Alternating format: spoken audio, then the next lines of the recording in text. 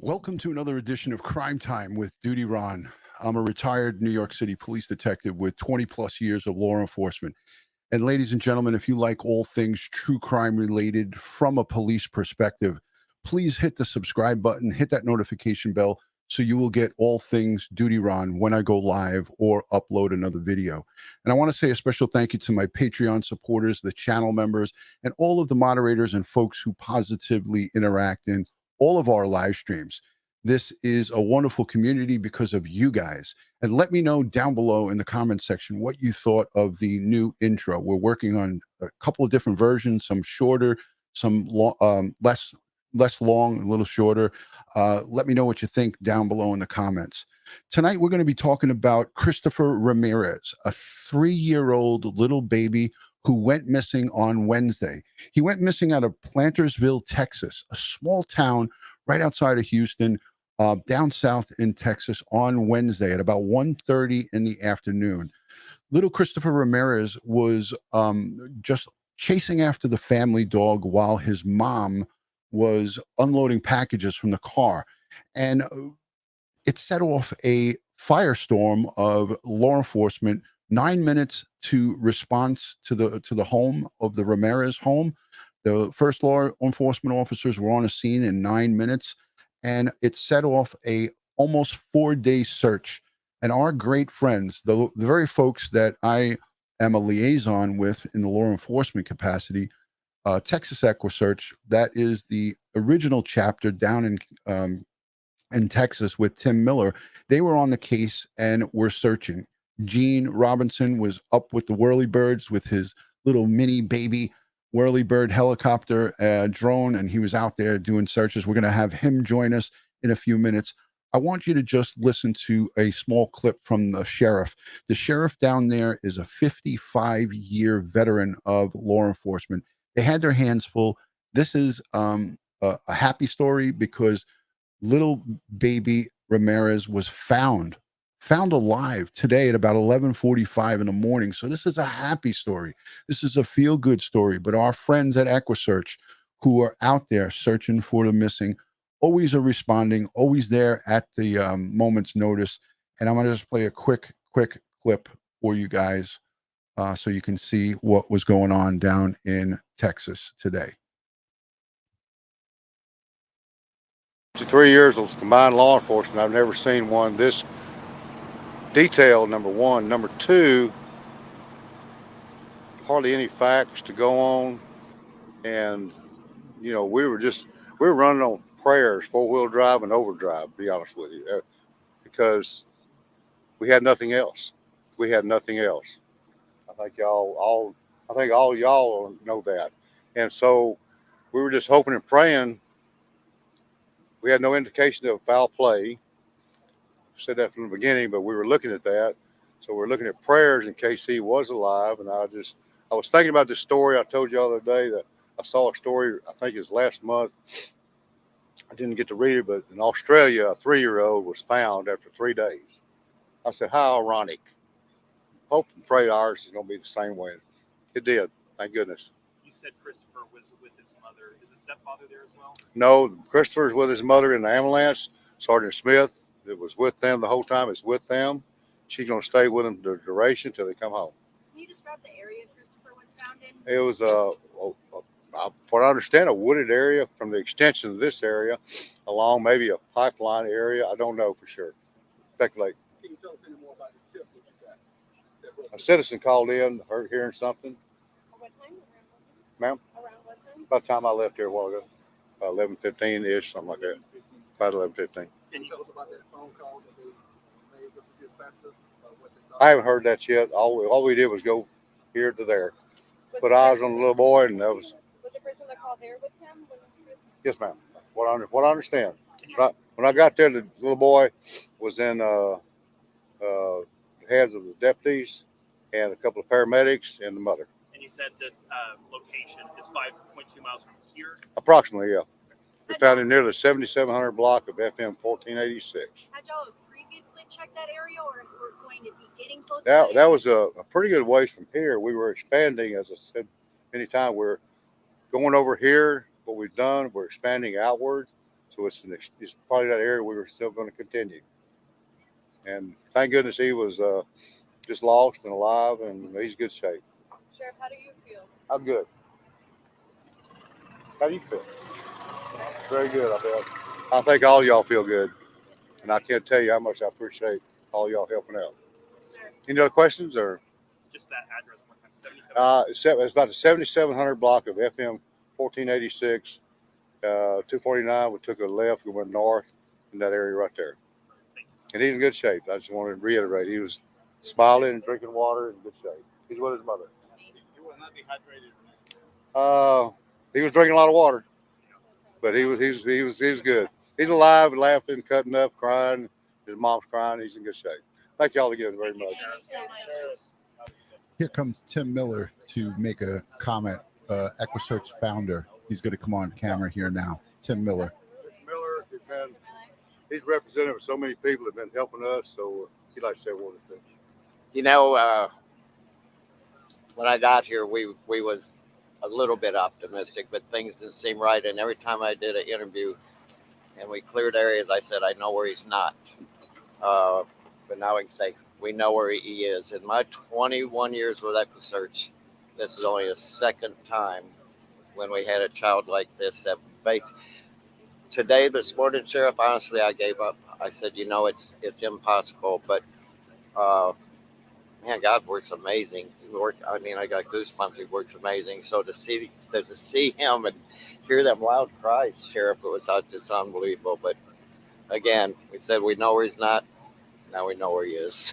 After 3 days in the majority of the cases, it's weird. And, It's- to find something alive, and it's just. There's no feelings like this. Yeah. Mr. Miller, Like how that. does it feel to be a part of, this happy ending?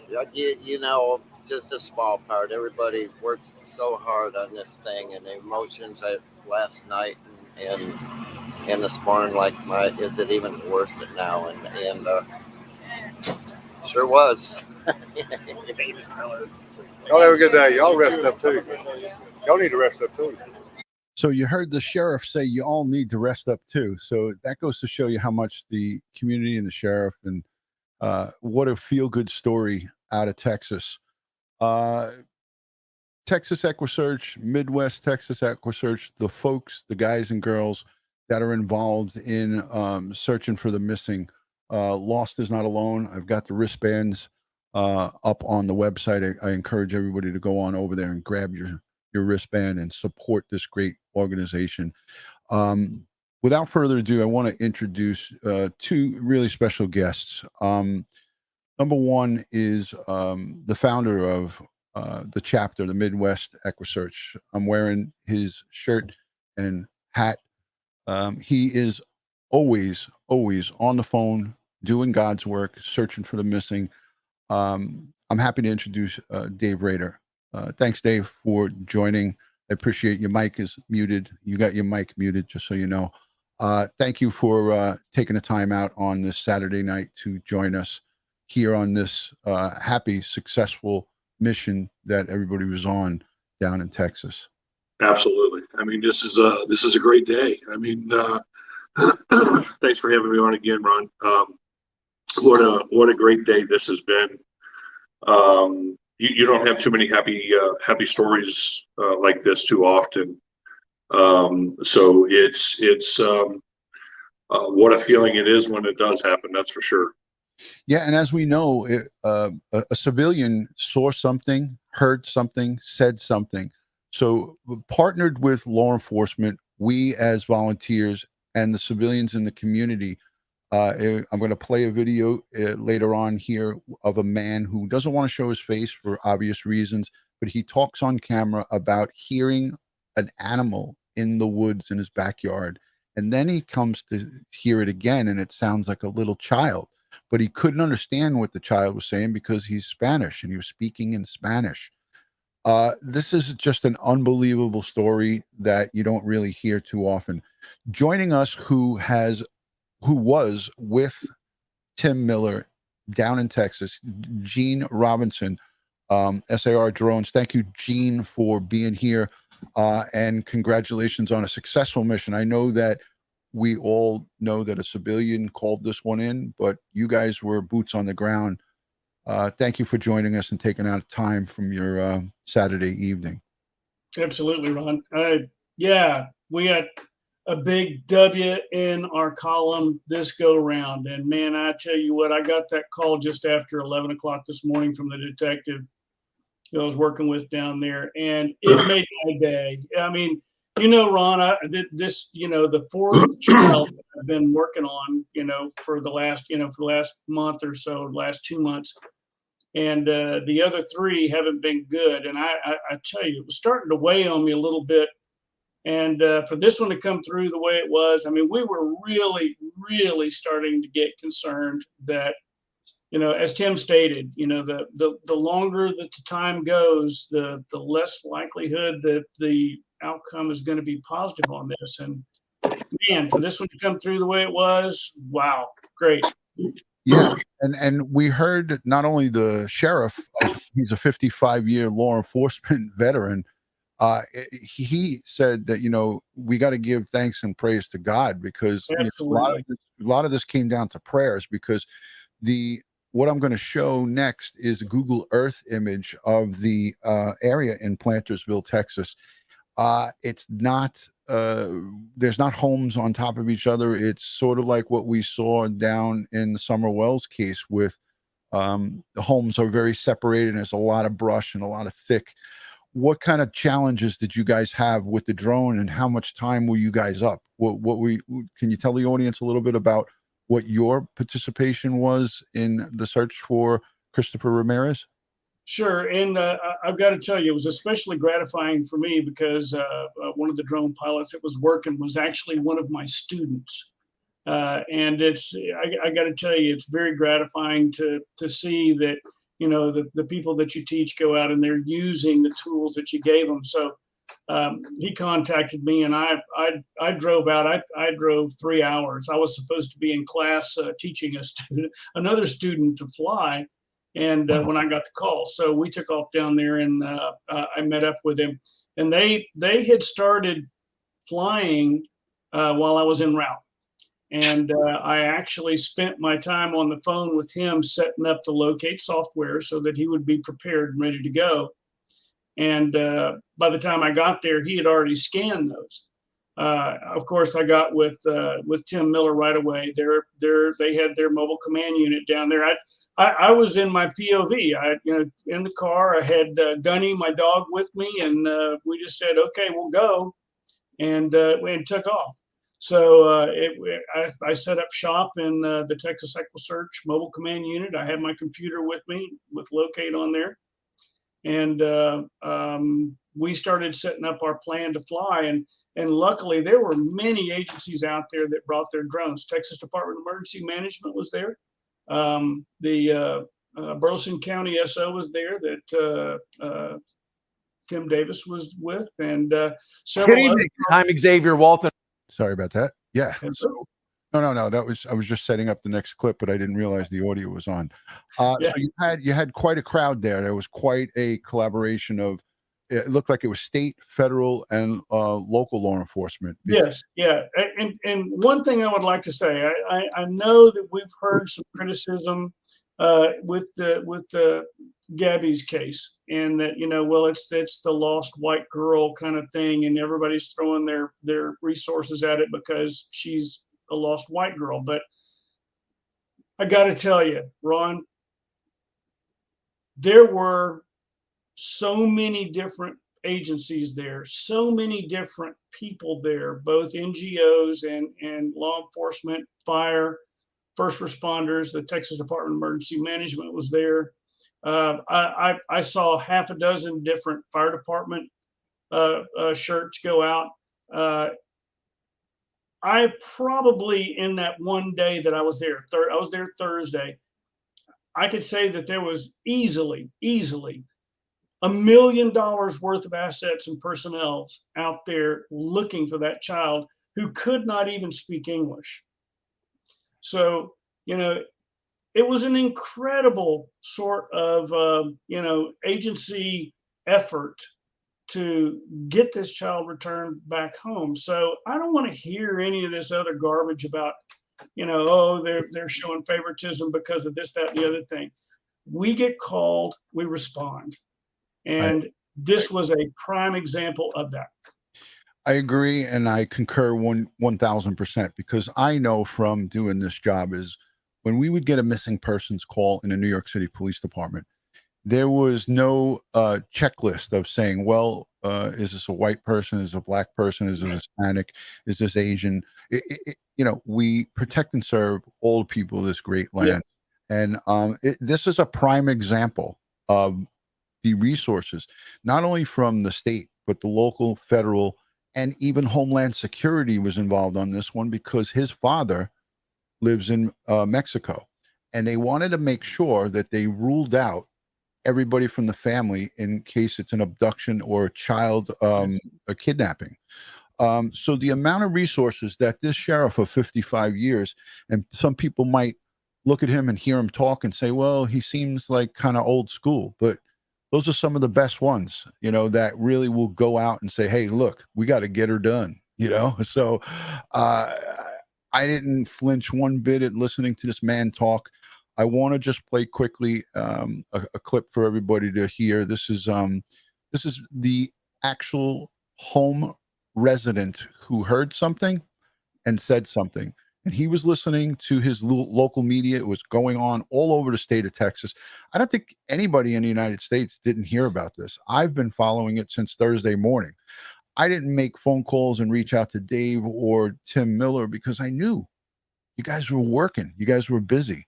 So I just kept a quiet eye on it and was watching it. And after I saw what happened today, I reached out to Tim. I didn't hear back from him. Reached out to you. Then I reached out to Dave. So I'm going to play this quick clip for everybody so we can listen to the actual person who found this boy roaming in the woods there. I'm Xavier Walton. A days-long search for a missing toddler ended unbelievably today.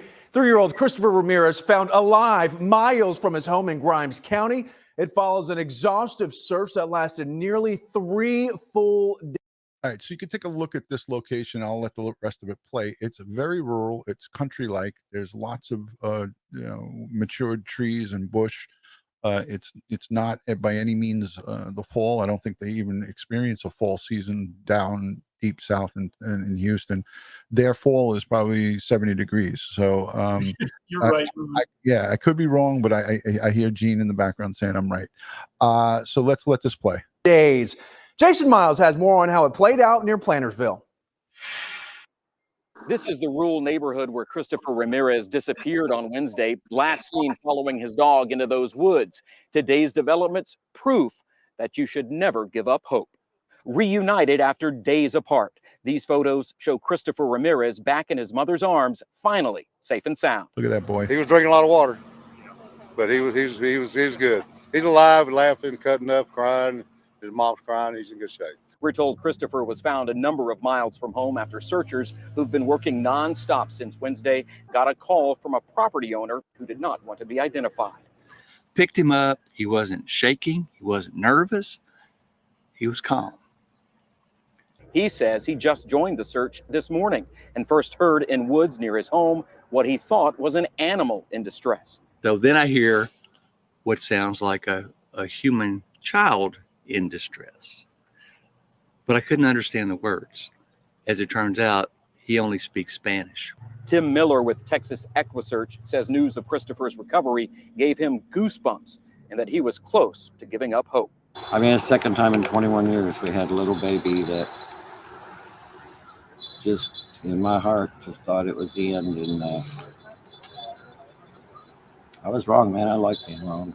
He said crews were likely within hours of scaling back the search when the, quote, magical call came in. We were running on prayers, 4-wheel drive and overdrive, to be honest with you, because we had nothing else. The sheriff says Christopher was taken to Texas Children's Hospital in the Woodlands, where he may spend at least one night. Dehydration is the main concern, although he did have scratches, but minor injuries otherwise. In Grimes County, Jason. What a feel-good story that is. And again, when I spoke to Dave, Rader, and Gene, we all agreed immediately, these are the ones you have to look and celebrate because you don't get these often. So I really feel strongly that a combination of luck and God's will put this one in the win column. This was in the win column. So kudos to everybody who was on the ground. I have one more clip that I'm going to play after I speak to these two fine gentlemen. Again, I can't overemphasize the importance of supporting the folks who volunteer. Dave Rader and his group, Midwest EquuSearch, Tim Miller, Texas EquuSearch, Gene with RP Search Services. This man just jumps at a moment's notice. Granted, this was in his home state, but he's got guys flying out to California. He's got his men and himself going to Tennessee to do flights. Just an unbelievable group of guys. Tim, can you talk a little bit, Gene, a little bit about some of the camaraderie there? You were at you were there one day, but you got to see the actual, you know, the encampment, if you will, or whatever you want to call it, where everyone's gathering up. Talk about a little bit of that camaraderie there and the conversation that goes on and that you hear. Yeah, the rally point that you saw there, I mean, you see the incident command vehicle was there, and there were several other vehicles, but both of those roads in and out were literally lined with cars. And it's interesting because, you know, even though Texas is a big state, a lot of these guys go out and travel. You can see all the different agencies that were involved, and we know each other. And everybody is very focused on the task at hand, and they're constantly exchanging little bits of information because you never know which bit of information is going to be the piece that helps. Right. And these guys are out there trying to do anything they can to turn over every stone and to look under every log to make sure. And now they're asking questions, and it's not because they doubt their command or anything like that, but they just didn't want to make sure everything is covered. Did you look in here? Did, you know, have they gone over there? And, you know, did the child cross the road? Now, just things like that. And that's the constant talk that you hear as you walk up and down and back and forth and listen to these folks. It's just been, it's one of those things where even though it can be chaotic at times and it appears chaotic, it was a very methodical, well thought out search. And, you know, quite frankly, the child was well outside our POA, our probability of area that we were going to go. But surprisingly, and this is what really surprised me, we did the 2 mile very thoroughly. And they said, okay, let's fall back and let's start all over again and start real close to the house and make sure we got everything covered. And then when they did that, they said, okay, we're going beyond what we normally do. Right. And that's, you know, it's unheard of, but that was going to be the last push. You know, as they said, they were literally hours away from demobbing to demobilize. But, you know, they wanted to go that extra mile, if you will, to make sure that they covered all their bases and did the best that they could with the resources that they had. Great effort. And correct me if I'm wrong, Dave and Gene. This little boy was found 5 miles from his home. I believe I read that. 5.2. Yep. So 5 miles. That's outside of the. Well, I mean, we always start from the ground zero, from the beginning, where allegedly the child or person gone missing. You know, we start from that point and work our way out. Could there have been a possibility if you had the drone up and I mean, this is a little boy. This is he's 3 years old, so can't be more than 40, 50 pounds, right? Right. What kind of visibility were you having from the air on with the drone? Was it difficult in the Okay, they don't call that area of Texas the Big Thicket for nothing. It is it's not like it's triple canopy jungle or anything like that, but it's still very, very heavily forested. But there are large areas, open areas that we felt pretty confident with. And one of the things that I will say, and it opened a lot of people's eyes, is that we were told that the child was wearing a lime green shirt. Okay, so for locate, that's absolutely great because it stands out and we can start scanning it. And actually, the areas that we scanned, the drone process that we went through, he was just ahead of us if you kind of do the timeline and give him, you know, 1.5 miles a day. So he was just ahead of us. And as we got and scanned the images, we were scanning where he was. Now, granted, we found out that he had a pair of red Mickey Mouse shoes on. And 1 mile away, we did get a red hit. And it turned out to be a surveyor's flag that was 1.5 inches by 3 inches. Wow. And we saw that through the forest canopy. Right. So, and again, that kind of gave us a lot of encouragement that, you know, hey, if we just get one little glimpse, that we could identify this and move on it. But, you know, it was one of those things, again, I'm going to say it, a drone should be first to deploy. You know, they should have had a drone out there mapping immediately, and, you know, we could have potentially gotten ahead of him. I'm not going to, that's pure speculation on my part, but I mean, from a standpoint of logistics and operations, you know, if we'd have gotten out there earlier and scanned it, we might have had a better chance, but that's second guessing. Right. I will say that, you know, that I got to give a little Scamp credit. You know, he was cooking right along there and staying out in front of us, you know, doing 1.5 miles a day. Yeah. And I got to tell you, there are snakes out there. I don't do well with snakes. There's brambles. There's, you know, you name it. And we think that he may have gotten, and this is some discussion that we had, and where he was at. And Sean D, he was missing for 3 days. I just saw that one. I think that he got on that right of way, which is fairly well mowed and kept up with. It's still not great, but he could certainly make headway there. And that's where we think he got on and took off. What was interesting too, and Dave, you and I talked about this briefly, is that they drained one of the lakes or one of the ponds or some. There was 3 bodies of water. 2 of them were small. Right.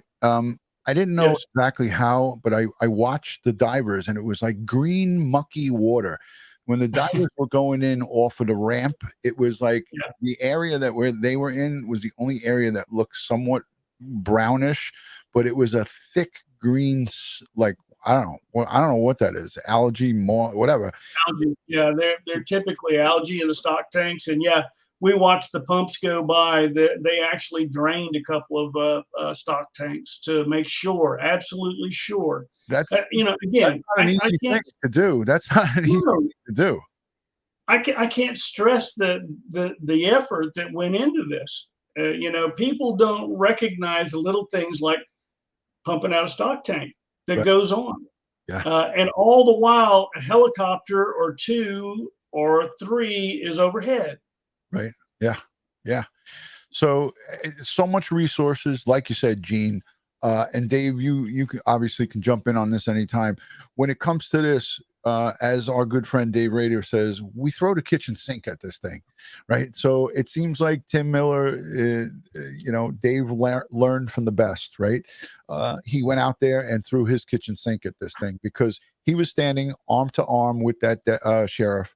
A guy who's got 55 years in law enforcement. They don't open up really easy to a lot of people. They're kind of guys that like, let her do her job. We're going to get her done and just give me room. But it looked like him and Tim had a great relationship, and it was a working partnership, because when I watched the press conferences, it was like they were right next to each other. And he was saying, these folks have been searching tirelessly with us. So that's what makes this a great thing. And that's why I quickly said to myself, I got to help these people. I got to volunteer. I got to do what I can. I got to use my YouTube channel to highlight the good work that you guys do. And this is a testament. This, ladies and gentlemen in the chat and folks that are here, this is a very rare thing. This is a good feel ending. We don't get this that much, and you got to kind of celebrate this as maybe not right. That sounds right, but it is right, because these folks go through so much emotional turmoil. I mean, Dave was just telling me he was out in the rain digging for human remains up in Ohio. He was doing lots of different things. You want to talk about a little bit of the missions that you've been working on in the last few days? Well, we got a phone call out of the blue yesterday morning about 11 a.m. From Beaver Creek, Ohio, which is just north of Cincinnati, up near Dayton, Ohio, that a 77-year-old man had went missing from his house. And we immediately responded up there to assist with what they had going on. So we were actually 24 hours behind the 8 ball before we got the phone call. And we immediately went into action.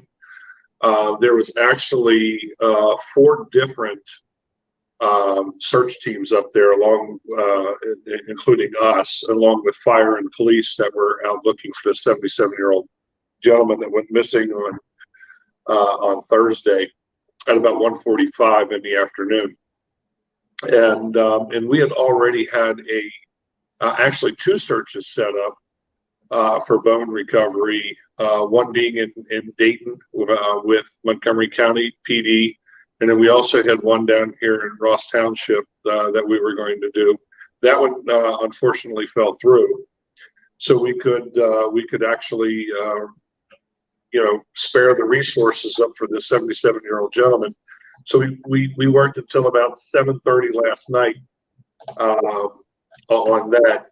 And then at 8 o'clock this morning, we were going on with our bone search with Montgomery County. Unfortunately, it had rained so hard that the groundwater wouldn't allow us to go no more than about 6 inches down. So at that point in time, the detective sat there and said, "Hey, how about if we call this right now? There's nothing really we can do, and let's go over and look for that 77-year-old gentleman." So we took all of about 6 or 7 of us, plus the detective from that case, and we went over there and assisted the other searchers, the other search teams that were going on. We got a game plan up, and I can tell you what's bad about this is, Ron, is that it was hit by tornadoes 2 years ago. So everything was just absolutely like matchsticks just thrown into the woods. And again, it was another feel-good moment. We did not locate this gentleman, but the persistence of what all the teams had done as we started from ground zero, the point of last seen, paid off, because actually this 77-year-old man, after 48 hours, was located safe. And he also had Alzheimer's and dementia. And I'll tell you, there's so much to learn about these individuals on how they react to things. Right. And Gina, I think you probably know this is they actually put up the OSP, the Ohio State Patrol helo 2 nights ago with their FLIR. And from what I've been understanding and studying on some of these things, is that it actually scares these individuals into hiding. Right. And that's some of the things that we need to start thinking about, is that, and he wasn't picked up on FLIR because he was actually found underneath a debris pile hiding. Wow. So, the persistence that in just, we have to go back to ground zero. Let's redo it, just like what Gene had said that they'd done on this little boy.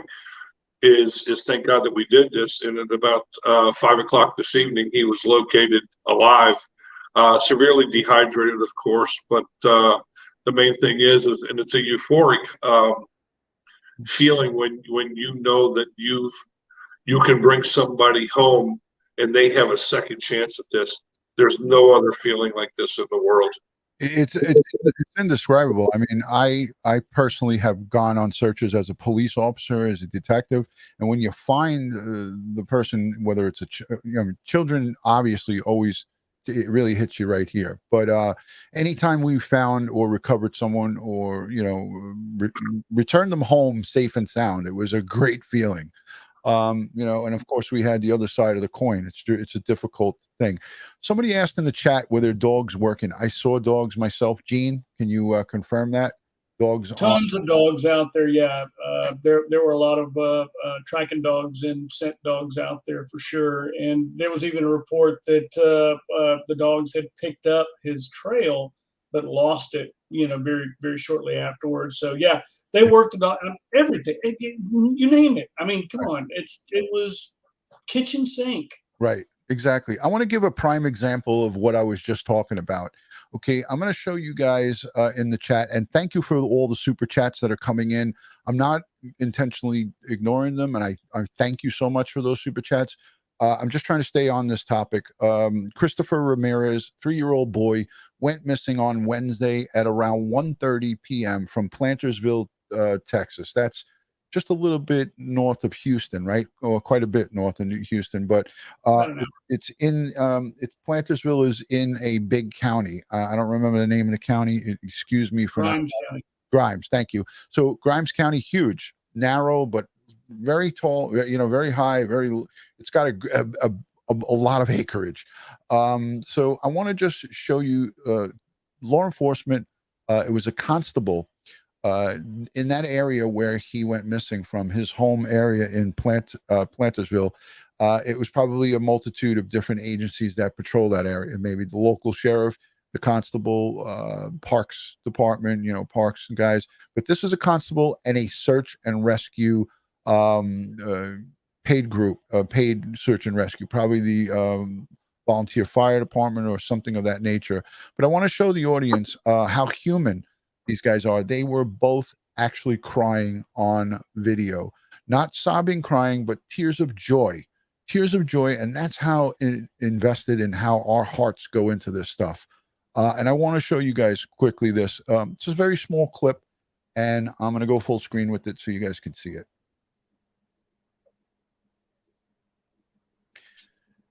All right. The gentleman on the left is a search and rescue, not law enforcement, and the gentleman on the right, it's the constable hat. He is law enforcement. Let's let this play. So these are tears in your eyes, but they're not sad tears, no? It's definitely tears of joy. Can you talk to me about your role during these past 4 days? Well, it's a big, complex, obviously, deal. So we wound up divvying up duties. James kind of took over the search role. I took over the investigation side. We combination correlated, worked together. All the investigation sides, all the interviews, all the witnesses, cell phone records, camera systems, house cameras, all links, everything back to the kid was truly ran away from home, lost in the woods. A combination of local, state, FBI, federal, even national resources were used to corroborate that information. We firmly believe in our hearts.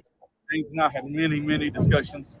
Are we missing anything? Anything else we need to do? Are we right on path? And everything led to that he was still here in these woods somewhere.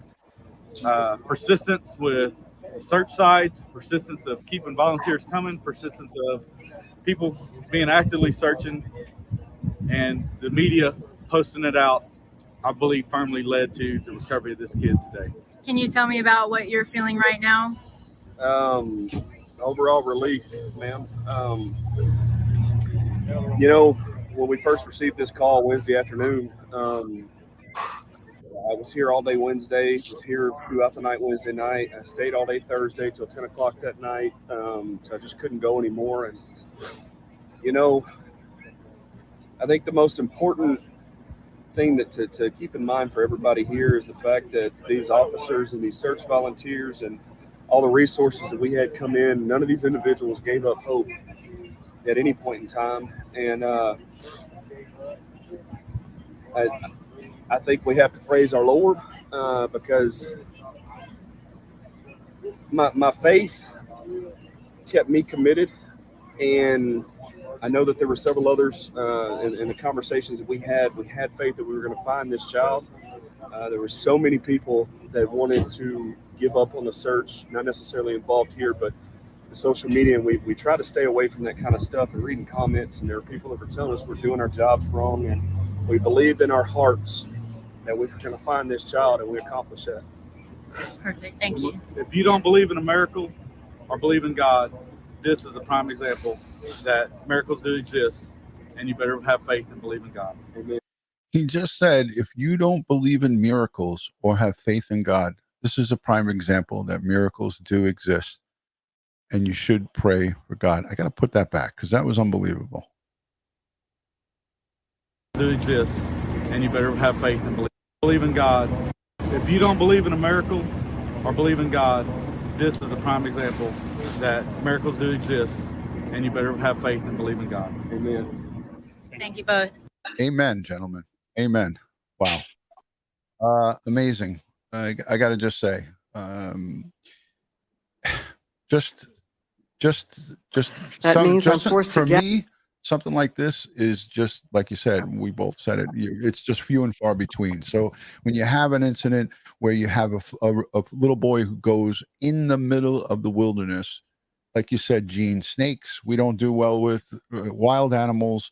I mean, my wife said to me when we spoke about this before I went live, she said, how was that boy in the middle of nowhere in the pitch black? When it gets dark, there's no street lights.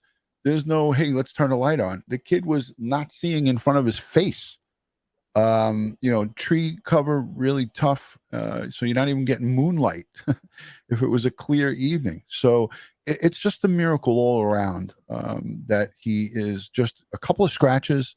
This is what the sheriff said when he was asked, what were the injuries to this boy? I'm just reading it off the screen. And he said, just a couple of scratches.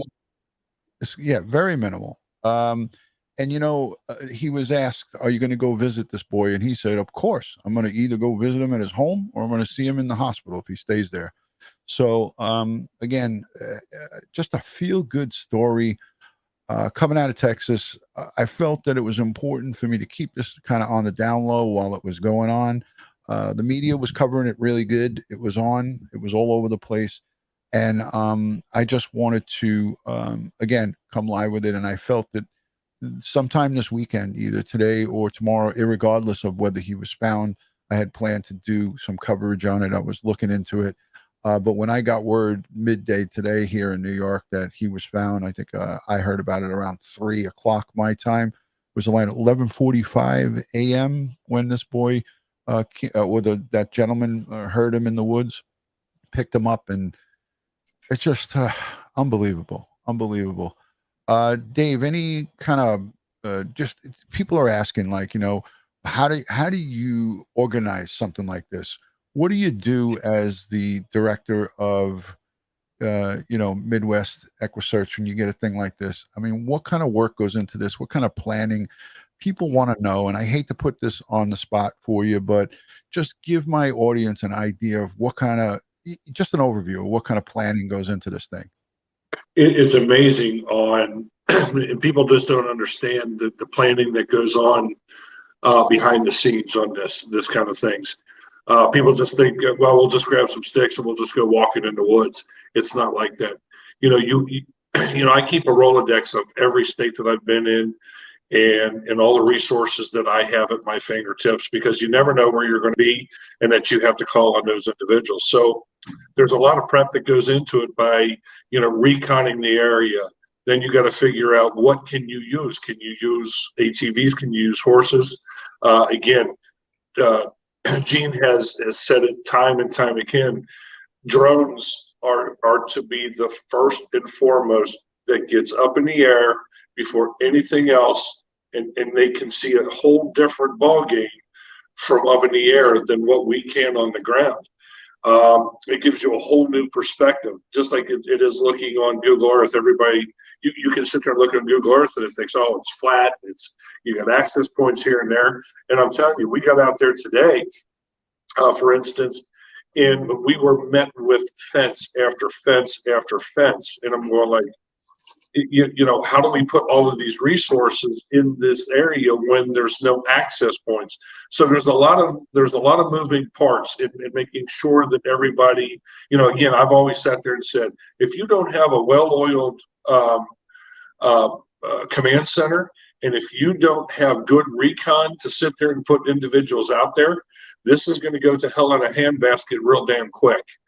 And everybody has to be on the same page. And that's one of the things that I'm trying to sit there and when I do these speeches to law enforcement, fire departments, in all these areas, is that the planning, it's not a matter of if it's going to happen, it's when it's going to happen. And we're going to see more, and Gene's probably shaking his head right now. We're going to see this more and more.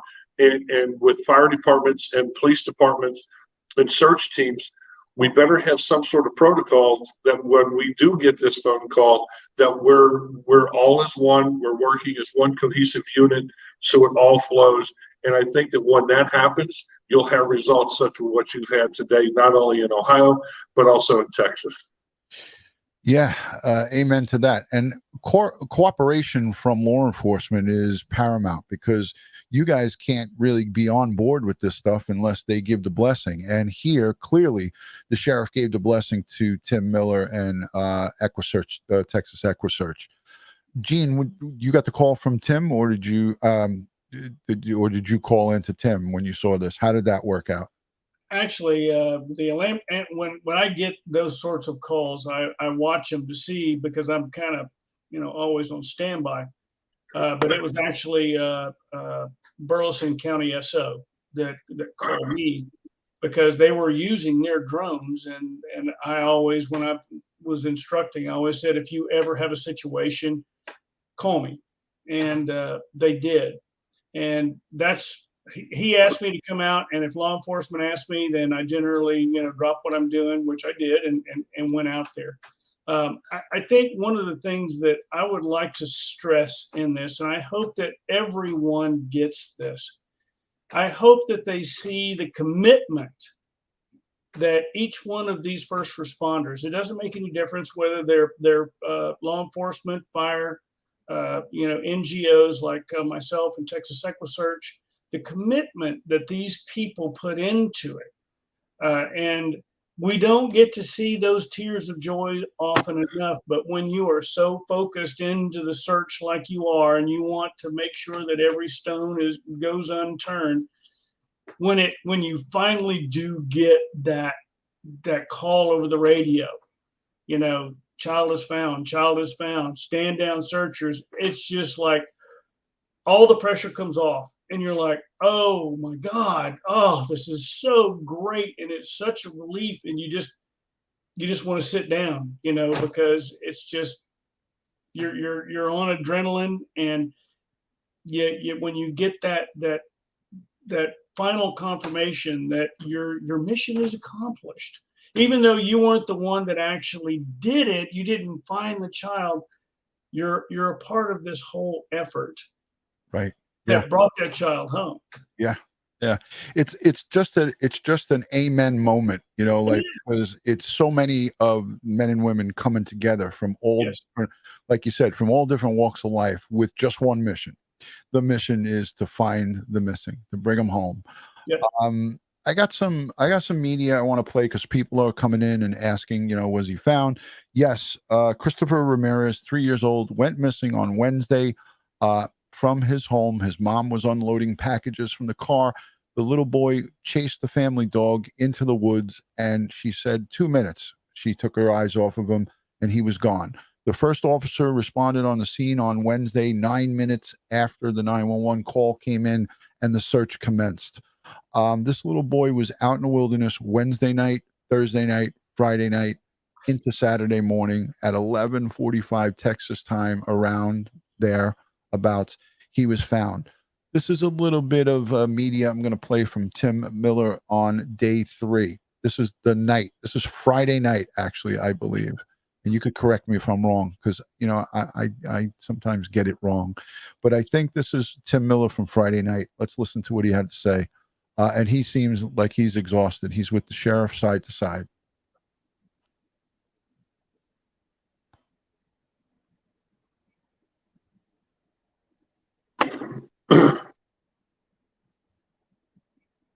We're certainly agreeing. I've spent a lot of time together, and we're certainly agreeing on a couple things. Well, one for sure we agree on, we know where he's not. And as long as we know where he's not, we're holding on to that hope that he's okay up there and we're going to get him back. As the sheriff says, there's no evidence of foul play. There's no evidence that he left on his own. So we've got one fact. The fact is that he's missing. We don't know how far a little 3-year-old could go, and really we don't know what happened. You know, there's been a lot of speculation and stuff, but it goes back to the facts that we don't know. We don't have anything. I don't know. I know we'll have this figured out in a little bit. How many square acres, how many square miles and stuff have been searched today, and over search. And when we're out there searching, actually law enforcement is with us in case we find something that could be a little bit of evidence. It could be anything. So the sheriff makes sure that there's law enforcement out there with our searchers. We're leaving our command center here. We're going to be out tomorrow, and we're going to be doing some recon, going over some things, and we have to spread this out. We always start the last place a person was seen and spread out from there. I think the question came to me and the sheriff both is, how long are you going to be here until we find him, or until we just run out of every resource possible? And so again, we're holding on to the hope. We're certainly ate up with fear, to say the worst, but we're here. Nobody's going anywhere, and I think we've got all the experience that's needed in something like this. We've got all the dedication. All we need now is just that tiny little bit of luck to go ahead and bring them back. And as I said before, and Kim and I talked about this a moment ago, I want to express again, and he echoed that, I can't thank the media enough for all that y'all do to get the message out, to get the truthful message out, that I've given you everything I know. I'm not holding anything back. I don't have anything. What I have, I'll give it to you when I get it. But you get the media to tell the public, so we get rid of rumors, propaganda, and third-class opinions. We want to deal with facts. And we agreed to that a while ago, that we both appreciate our experiences with the media. We do a positive. Y'all are our voices. Let the public know. And hopefully, like you said a while ago, maybe somebody watching that knows something will call in to 911, Grimes County Sheriff's Office, social media. We're watching every kind of social media. So here's another prime example of a sheriff who's in charge of this area saying, if you see something, say something. He said it in a little different wording, but he's basically pleading to the public. That's us, folks who are just good citizens. If you see or hear something, call it in to 911. And he praised the news and the media because they are instrumental in putting the stories out. We talked about this with Gabby, and everyone was like, how come so much media? How come so much? The media controls how much it gets out and when it gets out and how many people it reaches. It's all in their control. The authorities don't control it. The media controls themselves. Oversee Facebooks, etc. So nothing's come up so far. Now that's where we're at now. But really, thank you guys and ladies for what you do, and I think we hit that a while ago. Yeah, and also, I think the media can be so very helpful in this. And if there's any viewers out there that's seen something 5 miles from here and a vehicle pulled up into an area or something, and they just didn't think anything about it at that time, think about it now. Call. We will follow every single, even small possibility on getting him located. So we're in this together. We're in here for the long haul, and okay, so this was just to show how, and that was a really great clip. Let me unmute these guys because there was a little noise. That was a really great clip to show how hand in hand Tim Miller was working with the local authorities there. I mean, they were just shoulder to shoulder and on board with each other. Dave, how important is that in an operation of this size? Oh, that's huge. I mean, when you got to have everybody fitting like it's like a hand in glove scenario. Again, you have to have everybody on board on the same page. And again, this is the reason why we do this is because when you do have the cooperation and everybody does get along and everybody is, working in conjunction with one another, you have results such as this. I mean, bar none. So, I mean, it's very important to have everybody on the same page and work as one cohesive unit. Yes. Awesome. Joe Murray, I'm not sure if Joe Murray is saying, is this live or is this pre-recorded? It is live. Thank you, Joe, for all those super chats. And everybody, please go over and sign the petition that Joe Murray keeps sending me super chats. I know I have to pay him back these super chats because he sends me a bill at the end of the live stream. I sent you X amount of super chats. I need you to send that back to me. Joe Murray, thank you for drawing up the petition. I have it linked on my website. It is petition to Congress to give fundage to EquuSearch Midwest, to fund them so they can continue to do God's work. And thank you for that, Joe. Much appreciated. The Christopher Ramirez, 3 years old, was found safe and sound by a resident of Plantersville, Texas. Searchers on the ground were there, working tirelessly night and day. And you heard the sheriff say to the reporters and to his folks, you all got to go home and get some rest. And you guys both know what that's all about. So joining us from Midwest EquuSearch, the search coordinator, Twila Sisco, we have her in the green room. She's been waiting while I was playing that video. I want her to come on just to talk about some of the challenges that she might have faced if she was on this one. Twila, thank you for joining. Hi, how are you? I'm great. How are y'all? I'm doing good. What did you do? Just come in from a night of dancing? Yeah. Yeah. I had my dancing shoes on. Awesome. Twila, thank you. I've never done this on my phone, so I'm not sure if it's going to work the same or not, but we'll try. It's okay. Hey, I just want you to just quickly, if you can, say hello to the audience and let them know, what's involved in a ground search for a 3-year-old in Texas that's gone into the woods just out of nowhere.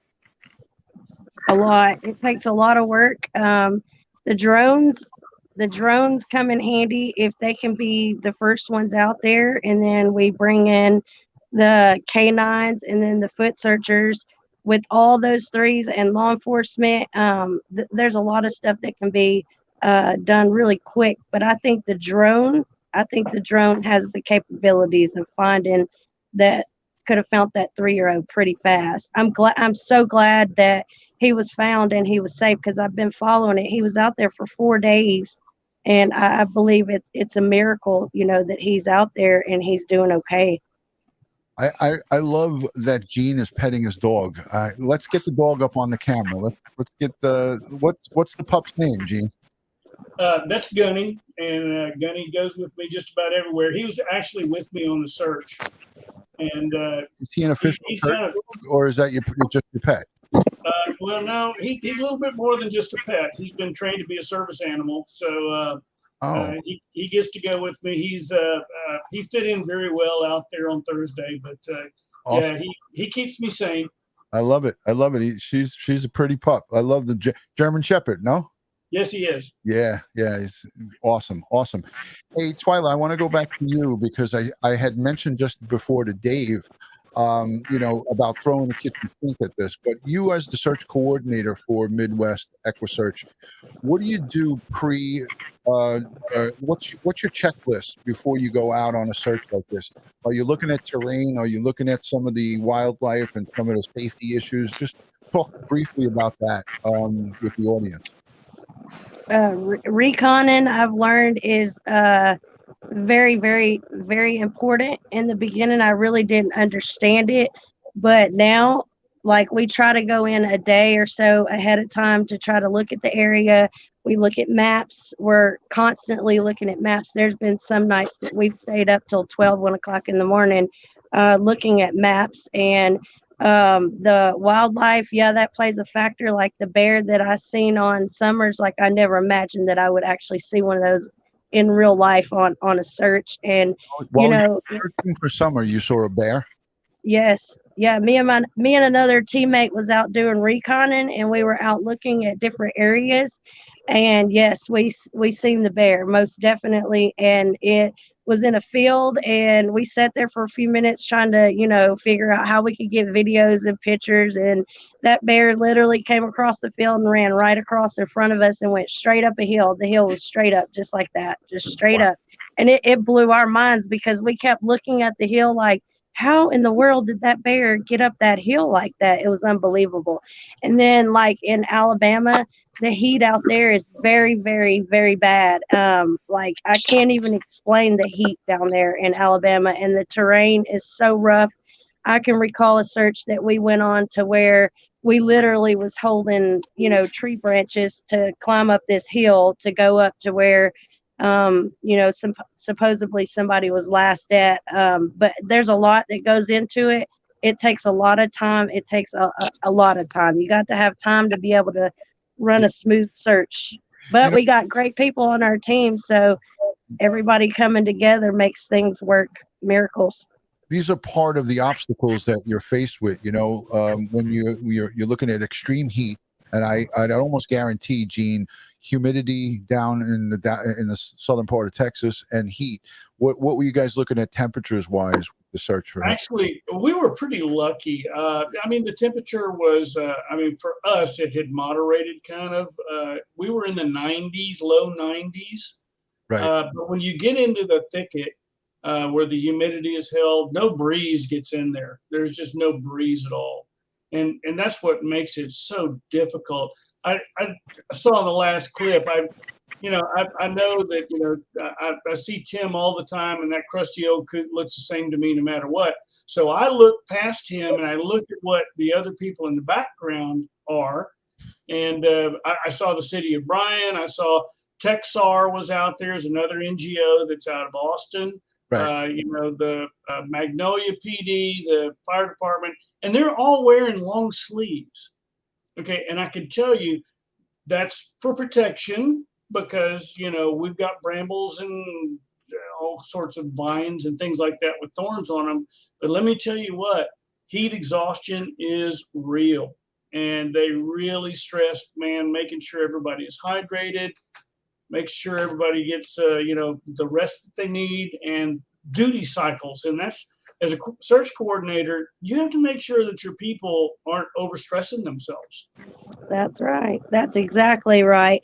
I can't tell you, we had a search down here in Alabama one time, and one of our members, she's been on the team for over 10 years. And I can tell you at the moment we were coming out of those woods, me and her literally had to use each other's strength to come out of the woods because it was so hot. And like Gene said, people think because you're inside those woods and those trees is up there that it's cooler, and it's absolutely not. It's suffocating. It is suffocating. And our members, some of them have to wear long sleeve clothing, and it's rough. You have to make sure everybody, I like to come out of an area after everybody else because I want to make sure everybody else is out okay first. Yeah, and Dave, you could testify to this. Not everybody's got 30-inch guns like you do, and the big, strong, strapping body and those golden locks that you have. But no, Dave is a big strapping guy. But Dave is a big strapping guy. But he's also told me, and we talk almost every day. He's told me I'm exhausted. He comes out of these things just fully drained, emotionally, physically, and mentally. It takes everything out of you. And all three of my guests here know it firsthand because they do this job. I'm just here for the ride to try to help bridge the gap with the law enforcement. You live vicariously through us. There you go. I'm living vicariously through your golden locks. And if you show up at the right place at the right time, you may get to experience it with us firsthand, Ron. I'm looking forward to it. Let me tell you, the September 11th mission, for obvious reasons, I didn't come on that. But if it wasn't September 11th, it was the weekend before, the weekend after, I definitely would have been there. I was going to drive the 10 hours and get down there. But I'm on the ready, and I'm ready to go at any given moment. If there's something happens in this Northeast region, even I'd drive to Ohio in a heartbeat. I'd get on a plane and come to Texas. My grandparents, I grew up going to Dallas every summer in the middle of the heat in July and August. It was the worst time to go to Dallas, but I went there as a little boy, and I wouldn't even think about it. Just drop everything and come. But a feel-good moment here. One for the good guys, one for all of the people who are searching, one for civilians who made the phone call. The man that made that phone call is the hero here, because he saw something, he said something, he called, and he went out there. And I want to just take this time to encourage everybody to go over to my website, DutyRon.com. On DutyRon.com, I have these wristbands. Where the hell are okay? So I have the wristbands. Lost is not alone. I'm not sure how that's. Let me take it off so you guys can see it. So if you want to go and pick up one of these to have for yourself, let me go full screen because this is not working. Hold on, folks. Solo. All right. So here it is. Lost is not alone. And on the other side, it says EquuSearch Midwest. So these are a fundraiser from this community, from DutyRon.com. Go on there, $10 each. Every dime of the $10 goes to Midwest EquuSearch, and their mission that they're doing is so important that I told Dave, send me 300 of these. I want to send you $3,000. So go over there and become part of this thing. If you want to just buy one, send me an email. You can buy one. I have them on bundles of 5 and 10 just to make them sell quicker. But if you can only afford one of these, send me a private email or a message on DutyRon.com. I'll happily stick one of these in an envelope and mail them to you. But get involved. Some people say, DutyRon, what can I do to help? Donate. Go over to their website and send in a tax-deductible contribution to Midwest EquuSearch. Go over to Gene Robinson's website. I'm going to link it down below. Send a donation to him, because everything that you donate goes to him and his drone searches and all of the great stuff that he does. Twila is on board with this, and I told her I was doing this. She was so excited, and so was Dave. These guys and gals here are doing great work. And again, if you're not subscribed to my channel, please consider subscribing to this channel, giving it a thumbs up, sharing this video out, put it out onto all your social media platforms, and get the word out there of the good work that EquuSearch is doing. These guys are and gals are tremendous human beings. They are my heroes. So I always say this to Dave and Twila and Gene, and they're like, shut up. Gene's the only one that can get away with calling Tim Miller, what did you call him? What did you call him? Crusty old coot. Crusty old coot. I bet you if he hears you, he'd have some choice words for you. Are you kidding? No, not Tim. We've been in the trenches too long together. Talk about what you guys had to speak about. You said you got a little bit of time to talk with him over on the search for this Christopher Ramirez. Did you guys get to chat a little bit? Oh yeah, I mean, we're always trying to catch up and that sort of thing. And Tim told me a little bit about what's going on in his life, and of course, EquuSearch is the biggest thing that's going on in his life. But he's gosh, how's his health? How's his health, Gene? He looked pretty good, didn't he? I was surprised. He many times as he goes in and out of the hospital, they certainly haven't slowed him down any. So he's doing pretty well. He hurts, and he was hurting that day, but that doesn't stop him. He's going to continue going. And he's not going to stop until they're throwing dirt in his face. Oh, but and we hope that doesn't happen very long at all. He wants this to keep going, and he's doing his best to kind of keep that plan in place. So we got to catch up with some stuff, and it was good.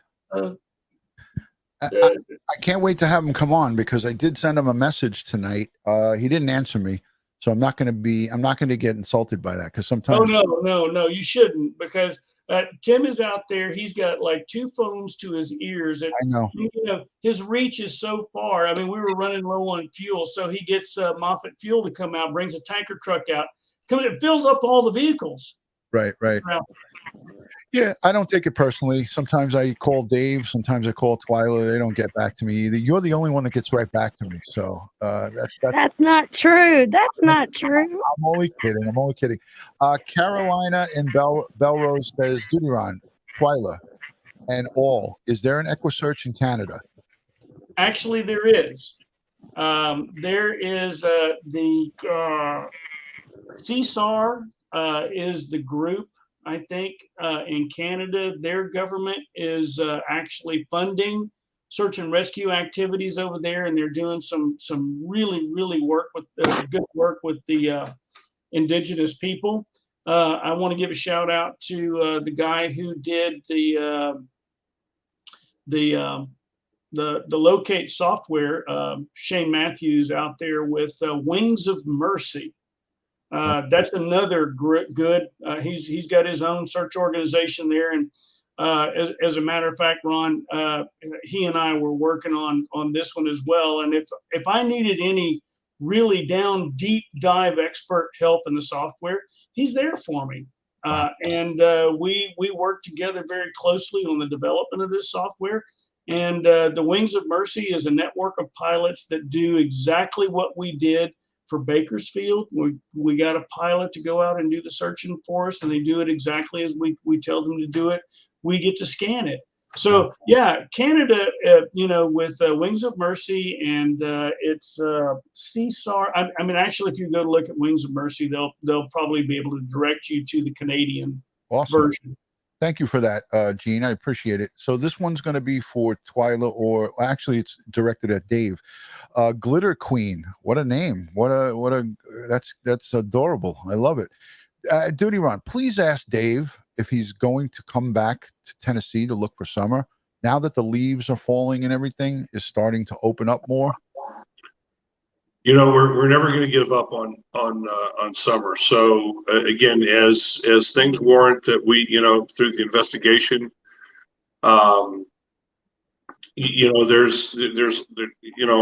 yes, if it warrants and law enforcement will approve us, then absolutely we will be back. We're never done until somebody tells us that we're done. Yeah, and I see that firsthand between yourself and Twila, the communications that I've been getting back and forth. Twila, anything going on? I know you live in that great state of Tennessee. Anything? I know that word's out on the street, on Facebook, and all the social media that the Wells family is going on Dr. Phil. The cat's out of the bag. Yeah, I've seen that, and I've read that, and I've heard that, and I've been asked that, and I personally don't want to speak on it because I don't want to get wrapped up in the stuff. And law enforcement trusts us with every piece of information that they give us. So right. Until law enforcement puts it out there, or until Hawkins County Sheriff's Office or TBI puts it out there, I don't want to speak on it. I don't like to speak on things because you can say something and it'll get twisted in a million different ways. But I did see that they were supposedly going there, but I can't confirm whether they did or didn't. Yeah, no, great response. But I definitely read that on, and I brought it up because that's part of my job is to look around and see what's going on. But definitely saw it on some of the Facebook groups. I've heard it in the chatter out there in the Twitter sphere and things of that nature. But, again, this is a case, as Dave said, is weighing heavy on everybody's hearts, and we're never going to give up on it. We don't give up on any of them. The boys out in California, Orin and Orson West, Gene, you guys went out there and did some great stuff with your drones, and I hope that we could continue to help and assist any way law enforcement needs us to assist. And I know that we are limited in some of our capacities with resources and stuff like that, but we always seem to get it done. And you guys seem like you have such great communication and contacts throughout the United States and throughout the world for that matter. So if we can't personally get there, or our teams can't personally get there, it's always great to have somebody that you can just pick up the phone and say, hey, can you get this done? And Gene, you seem like you got some great contacts. So kudos to you for sending out your drone guy to Bakersfield to do God's work in Kern County. So thank you for that. I'm getting ready to wrap. Ron, I do want to say something. I didn't mean to interrupt you, but No. I do need to say something. I will say this because I've seen people asking, and I've gotten messages and stuff like that about, has Summer's case gone cold? I will tell you firsthand that Summer's case has not gone cold, and I will tell you firsthand that there are things going on behind the scene that cannot be put out there. I will speak of this. The Wells do have a private investigator, and I will not mention who they are because it seems like, when good people come in to try to help, it's almost like they get destroyed and all the attention gets taken away from Summer. And that's what we're all here for, to work together to find her. But there is a PI that's on that case, and they are some wonderful people, and they are working their rear ends off.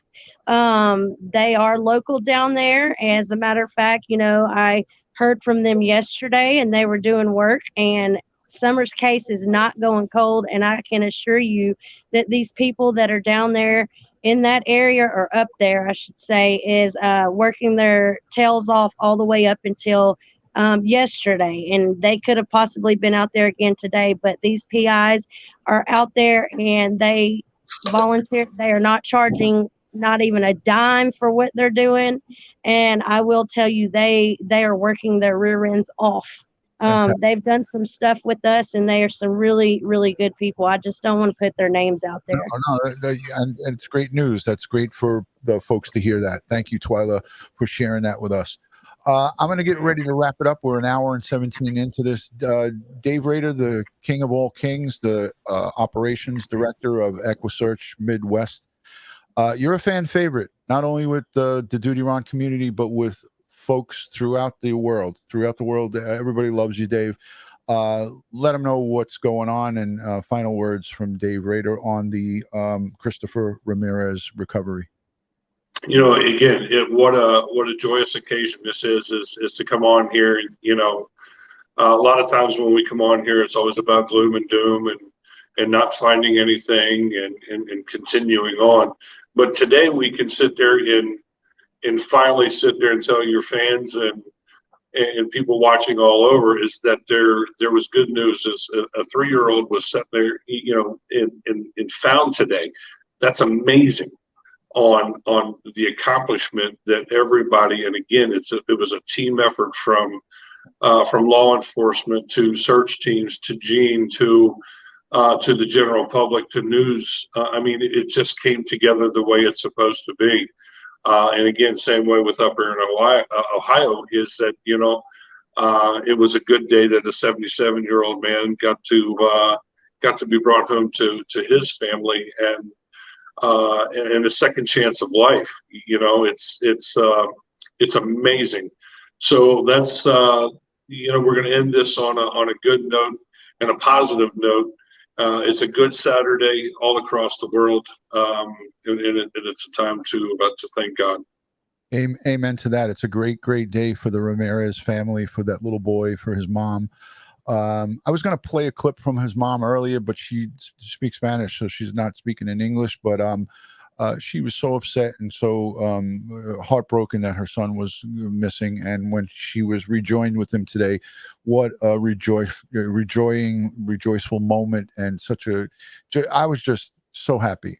Gene, any final words for everybody out there?